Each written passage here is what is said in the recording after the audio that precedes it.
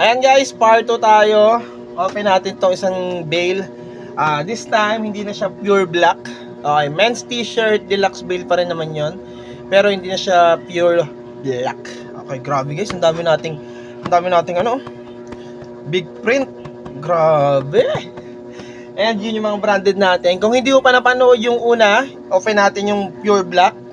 Ayan, panoorin mo na siya. Nasa profile ko or lagay natin yung link sa baba, or hindi ko alam, punta ka ng profile ko, check mo na lang yung mga video doon. Sa part 1, this is part 2. Open na natin siya. Men's t-shirt deluxe part 2. Let's go!